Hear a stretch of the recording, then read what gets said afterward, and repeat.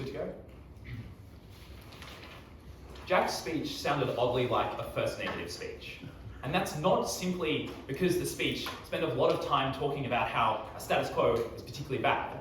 It's because it spent no time at all explaining what would happen when you take away this cooperation. No time at all explaining what would happen when you've just pissed off the world's greatest superpower.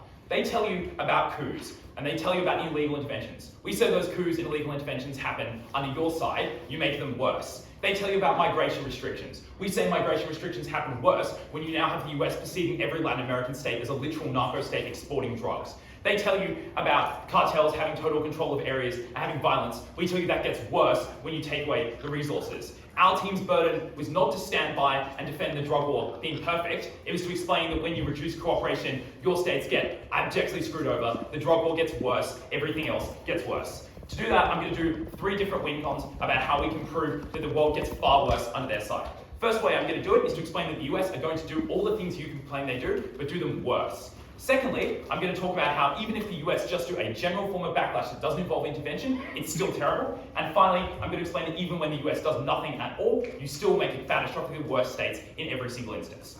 First one, why the US does this anyway, but in a far worse manner. I think you need to note that the US interest to perpetrate the drug war remains entirely unchanged. That is because A, drugs remain a huge problem in their states. Indeed, if you have no control, to some extent the drugs must get to some extent worse. Second, it is now far easier to explain why the drug war is happening, because you now have a bunch of narco states that you can explain are the exact same as Maduro's Venezuela. You can explain that those states are supporting things like the cartel of the Suns, therefore you have a clear narrative. Thirdly, it is domestic pressure to be tough on crime, the same political incentive that has existed for all time. Note they can see this because Jack literally says America does not back down in the face of opposition. It's going to continue to not back down. You guys don't change that. So, what are they going to do? They're going to do 2 things. Firstly, we think they're just going to do coups. And I don't just mean this in the historical sense of coups like the coup against Allende or the coups of literally every Latin American state in the 70s or the 80s. I mean this in the coups that have happened in the last 2 or 3 years. The coups against Evo Morales in Bolivia. The coups against Castillo in Peru, literally like 3 months ago. Coups where local right-wing groups with ties to the US took over the government and the US immediately recognized them and started supporting them. You guys cannot defend these states staying in power forever. You must explain why they will not get couped. The US has strong historical and structural preferences towards coups. They have ties to those right-wing groups. They review these areas as rogue states and therefore likely to violently attack them, and they can get away with it because they've gotten away with it in the past.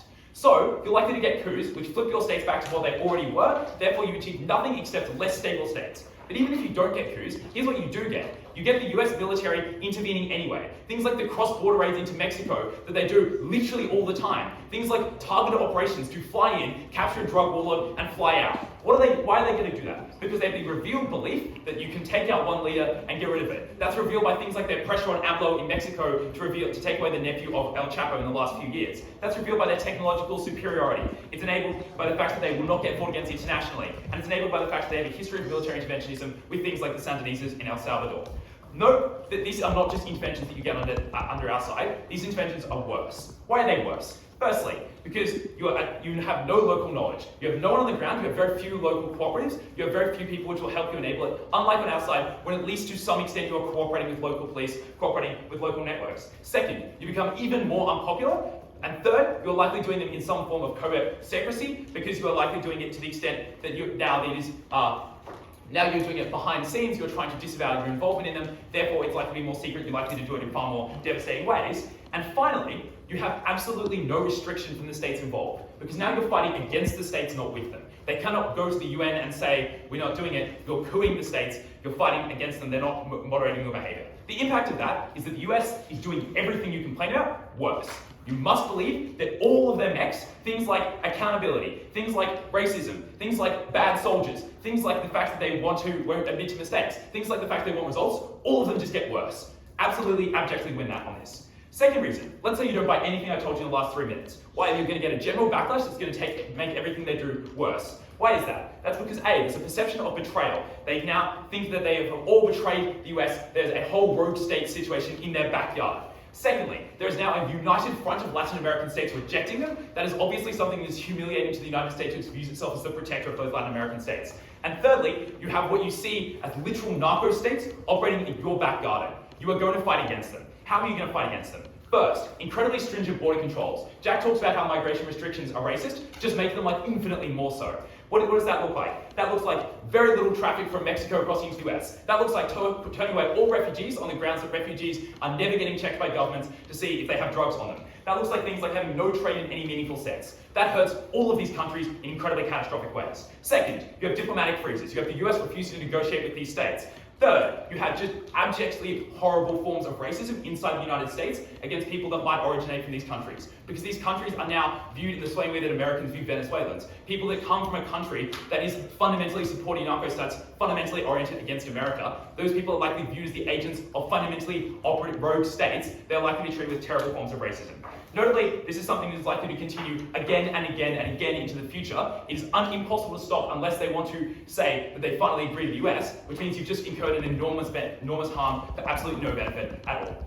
Let's say you didn't buy any of that. Here's our third win column. Why even if the US does absolutely nothing, you buy all the things they're telling you, why you make the situation catastrophically worse. First, you take away US aid in this situation. They kind of operate on the assumption that you don't need US aid because now you're no longer fighting a drug war. Obviously, these countries are still going to be fighting some form of war. Why is that? Firstly, because you perceive that you want control of your country. Leaders want control of their country. They don't want your cartels provide services. They want to be the people providing services. Secondly, it is still politically popular to fight against drug gangs, which you accept are incredibly violent. When you turn over all of Colombia to the Cartel de los Solos, you now have taken a vast amount of popularity in fighting that state. Thirdly, literally all other problems that these cartels that they talk about, the cartels being violent, the gangs being violent, all of them still continue to exist, if not get worse, because by the second point you've made them impoverished, and by making people impoverished, they're more likely to join the gangs get worse. Why does USA do at least some form of benefit in this situation? Because you at least need some tech to do things. To stop smuggling, you at least need patrol boats, you need technology, you need radars. To fight against gangs, you need some form of weaponry, you need some form of attacks. These simply just empirically get worse. I do not care how much you think the actors that the US is sending in are bad, they still at least have some form of decent technology, they still have some form of building enormous prisons so you don't have prison breakouts and prison riots that you had in Ecuador last year. The US is building a prison there now, that stops happening. Even if you don't buy anything to do with USA, why do you still get worse countries? You just simply get them being lawless. Because if you believe anything in this debate, you must at its very core believe that you no longer have fights against drug gangs that can continue happening, but are just going to get worse with less technology. What does that mean? That is countries that are lawless. They say that drug cartels can provide some form of services. Drug cartels also operate in incredibly violent ways. They also rape and kill and extract and torture. All of that continues to happen. It just gets worse. At the end of this debate, it was catastrophic that at no point in first act you ever got a comparative or an explanation of what happens when they do it. Because on our side, we tell you three separate things that are likely to happen. All three things make the situation worse. I don't care how bad the drug war is, it can get worse. It can always be worse. And if you believe that things can get worse, you should support opposition.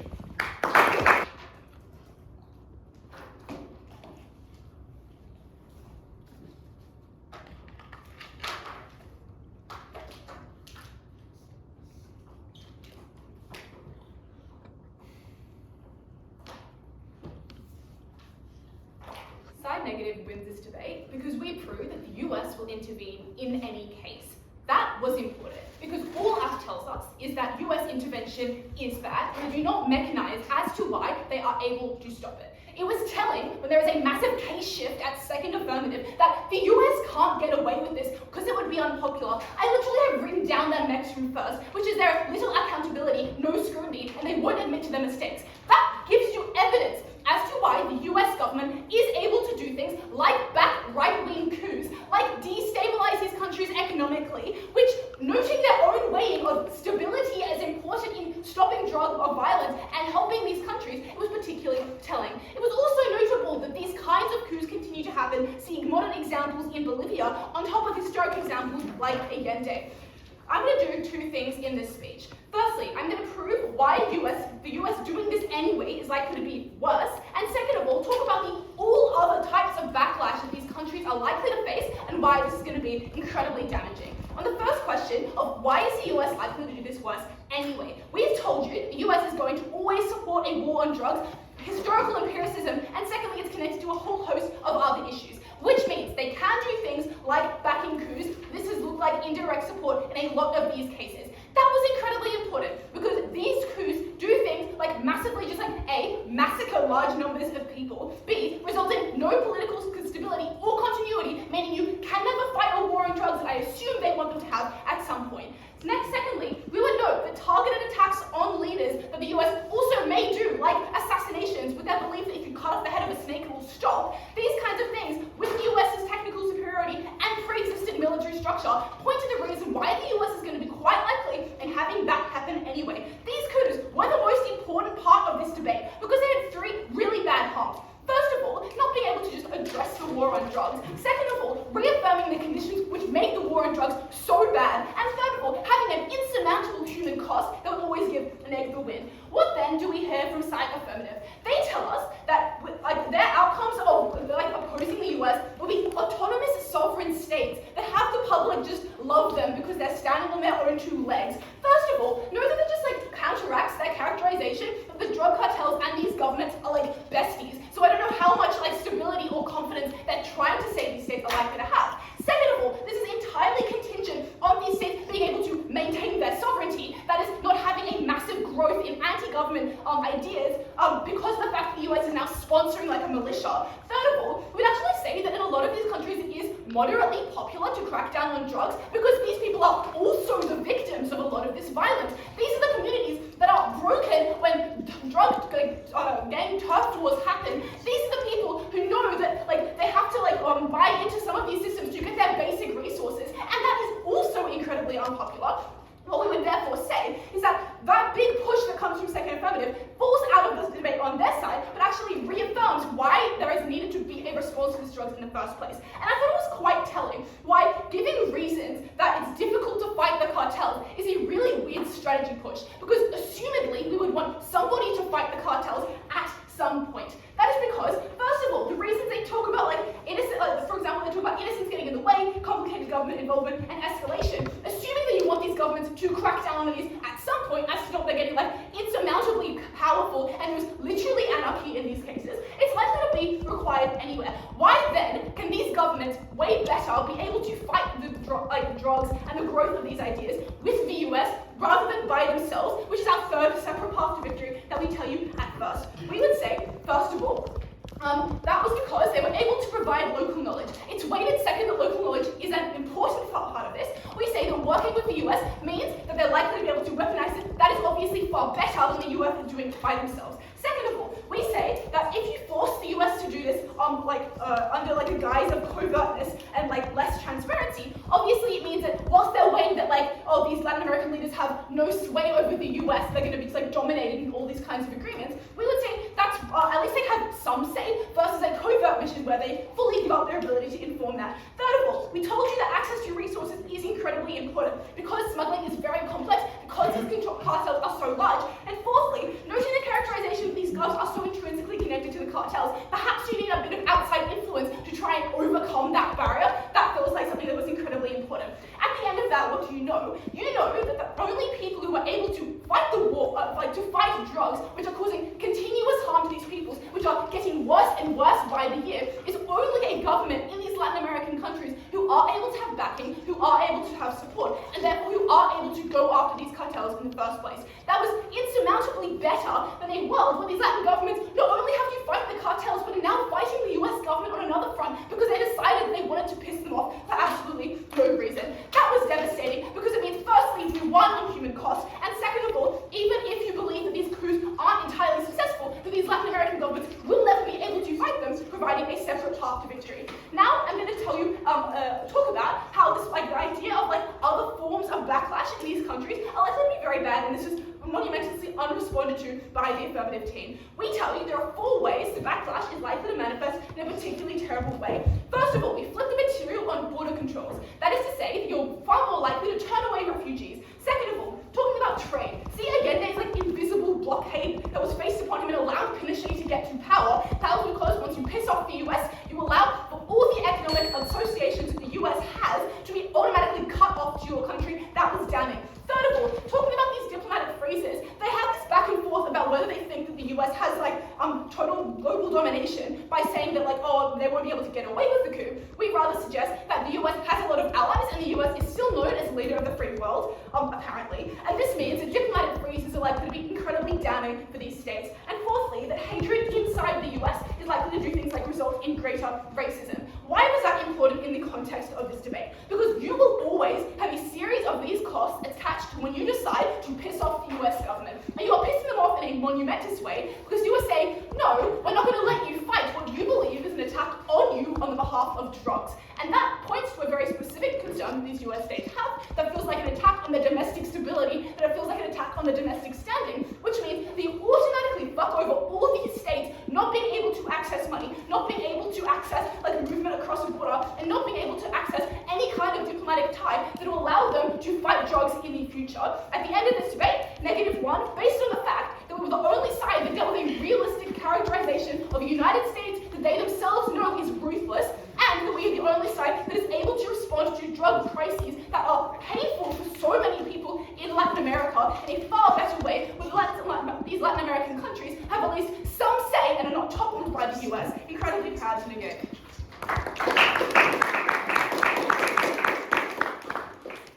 Thank you, second negative. Third negative finishes off.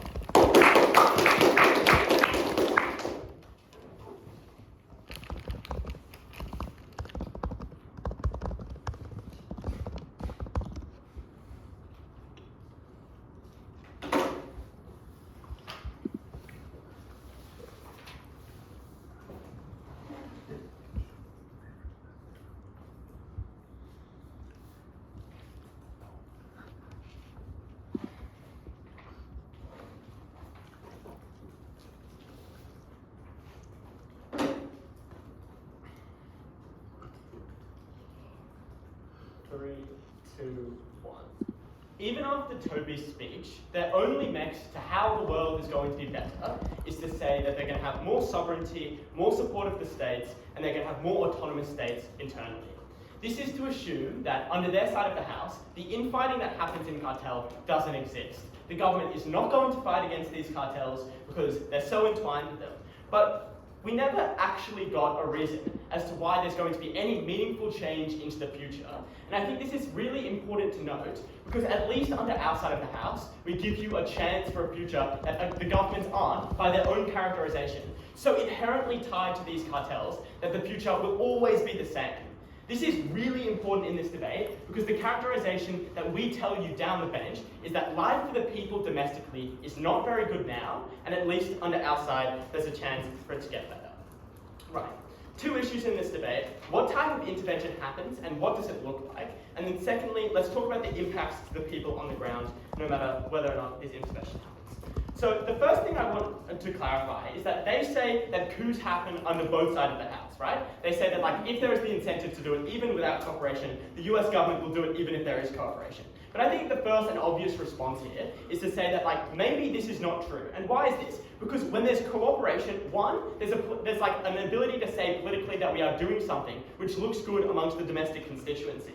But the second thing to say is maybe internally they think that they are doing enough and that there is meaningful change so the coups won't happen. But the second thing to say is that even if coups happen on both sides of the house, it's that at least on our side, the coups are better because they have more information, whereas on their side of the house, they will be so much worse because they don't know who to kill. This means when they do the coups, it is likely that the power vacuum that they want to talk about is so much worse because it's less impacted and it's less understood. This means on their side of the house, the coups that occurs are worse, there is more instability and more people dying.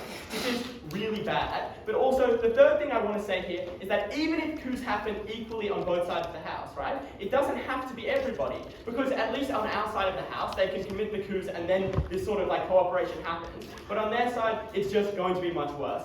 Note, we gave you so much argument down the bench as to what this intervention looks like, even if it's not direct. This is to say that there will be trade blockades because they have the political capital to do it, because domestically it looks bad when these countries haven't agreed to cooperation. This means that it's easier for the constituency to agree that a blockade is fine. This means that it's easier to enact things like migration bans, so the people who they characterize at first as wanting to go for a better life aren't able to because of their place and because of where they come from. This is been only responded to at third, but I think it is so impactful in this debate, because even if you believe that coups are happening and people are dying on each side of the debate, at least people aren't starving because they can't ship in food from America. So their response at Toby is to say, their response to say is that it's a really far bow to draw. But we say, one, it's really easy to target someone to make them scared. So even if it's only one nation that they're doing to, this will still happen. But two, it's very easy to justify the lack of trade because of cooperation, as I've already said. And three, the third thing is to say is that even if they're just stopping giving aid because this country isn't cooperating with them, which we think is a very low bar, is very, very bad because this aid is very important, right? So there's no reason to assume that this sort of thing, the blockade, the trade blockade, stopping aid, isn't going to happen. We think there's no reason to assume it, so it pretty much has to stand. We think this means people die, people starve, this is bad. Next, we're going to talk about they bring up some argumentation, which is to say that intervention is harder to do. They say there's less capacity to get troops on the ground, there's less capacity to get info because there isn't as much cooperation, and three, cartels don't turn against you domestically. We tell you, what does this actually mean? It means that the intervention that happens is going to be secreted, and it's going to be targeted worse, and it's going to be less effective. This means when the troops go on the ground and the intervention occurs, this intervention is just far worse because they don't actually have the cooperation of local governments and info. So even if you assume this is symmetric, it's far worse on their side of the house, and it's likely to happen. Because no, they never actually responded to the setup that we gave you at first, which is to say why the incentive to intervene is still the same. They simply just assume that it won't. We tell you it does, and it's bad, and it's worse. So they want to tell you that intervention won't happen because it pisses off allies and looks bad. We tell you there is such a history dating back 3 months ago, 10 years ago, 50 years ago of US intervention into this sort of places where they commit these coups and they do this kind of thing. And we tell you, one, the US government has not received any meaningful backlash today. Why is this going to happen in the future? But two, the allies generally are likely to support it, right? Because they also have drug issues. This is something that they're not particularly going to be against because it doesn't affect them and just means that there's less of drugs being brought into their own nation. So why are they going to have backlash? Then they want to say, when it fails and the US pulls out, this is bad. The thing to note here is that cartels are so much worse and they don't provide any reason why this is not true. So their response, and now let's talk about.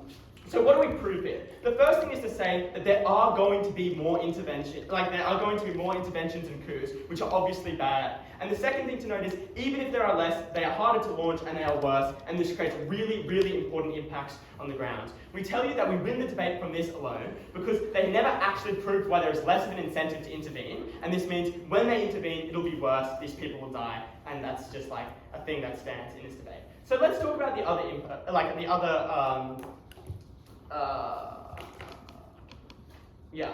Let's just talk about what actually happens to people on the ground, right? Which is something that they bring up at length down the bench, but is something that I find really hard to believe is true. The first thing to say is that all of the mecs we gave you at first that I've alluded to a lot, which is the backlash points, the blockade points, this stuff still occurs, right? So there are people that you have to assume are going to be starving and, on their side of the house. The next thing to say here is that let's go through all their mecs as to why intervention is bad. And first of all, it's at first most of their case is assuming that it's actual on the ground intervention as opposed to the coups. So they say things like the troops are bad, they're biased. They say things like people in these countries hate Americans, which means there's less likely to get people to cooperate. They say that there's very little accountability and America wants war heroes, which means they're not going to say when things go bad. So let's go through this. The first thing to say is that on the troops being bad and biased, and the people in these countries hate American stuff, it's one thing to note that the comparative here is that cartels, as they want to talk about, run these countries, right? So with What does this mean? It means that when the cartels are like predominantly in charge of the government, they will act in ways which are going to be incredibly biased and are going to be like predatory against people who don't agree with them, right? This means that it's really hard to like stand out against and say that maybe the government is not very good because when the cartel owns the government, they're just going to kill you, right? We think that this is a much better circumstance to when the troops are bad because like at least under that way, there is actually going to be some sort of accountability because the US government at least will try and make them accountable. Even if this is not perfect, there is some level of like accountability. But on the America Wants Heroes, which Toby flagged that we didn't point out, I think it's like really hard. I think it's really like hard to actually credit what this means in this debate because essentially they're saying like when the troops go down, they want heroes. They're not going to find them accountable because they don't want to admit fault. I think like at the end of the day, right? They have to prove why the cartels, which they characterize as owning the governments and having like a power vacuum, are any worse. And kind of lost. Thank you for these videos. I'm counting again.